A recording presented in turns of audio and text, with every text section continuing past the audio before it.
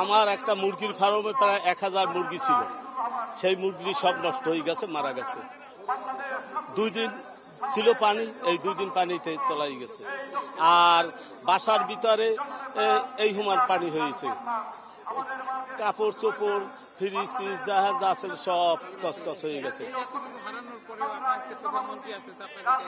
এটা কি লাগতেছে সেটা আমি বললে শেষ করতে পারব না, কারণ আমার আব্বা আওয়ামী লীগ করছে, আমি আওয়ামী লীগ করি এবং আমি শ্রমিক লীগের সহসভাপতি। আমি জীবনে তো এই শেখ হাসিনারে, আমার মাননীয় প্রধানমন্ত্রী আজকের কাছে পাবো, এই আমার সব কিছু। আর আমার চাওয়া পাওয়ার কিছু নাই, এই তাকে পাইছি, এইটি আমার অনেক কিছু। যদি এরা সে দয়া করে আমার কিছু, যদি দয়া করে, সে দয়া না করলে তো আর আমার কিছু হবে না। কোনো মনে করেন এই মুরগিতে প্রায় 10 লাখ টাকার মতো চলে গেছে। তারপর বাসা বাড়ির ভিতরে মালামাল, এই ফার্নিচার টার্নিচার সবকিছু হারাই ফেলেছি। মাটির হাড়ি পেতিলের দোকান, অনেক মাল ভাঙ্গে ছিটে গেছে, বেড়া গায়ে গেছে, পাড়াতন নদীর মধ্যে থাকে, পাড়াতনও ছুটে গেছে। এই প্রধানমন্ত্রী আসছে, অনেক ভালো লাগছে আমাদের। হুমিয়ার খুব সুন্দর আনন্দ পাইছি যে আসবে বন্যার মধ্যে, আমরা খুব খুশি হয়েছি।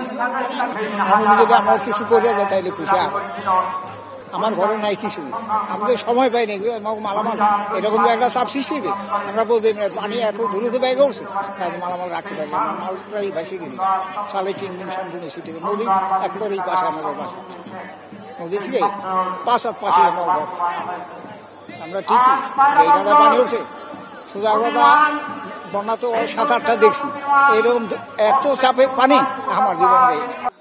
আমি চিন্তা করছি যাই হোক মরি গেছি, এলাকা দেখা করবো, জীবনে দেখা করতে হয় আর কি। এই জন্য কি রয়ে গেছে, আপনি তেরান কি দেবে না দেবে আর চিন্তা চাইতে দেখ মরবি, ওই হিসেব করছি।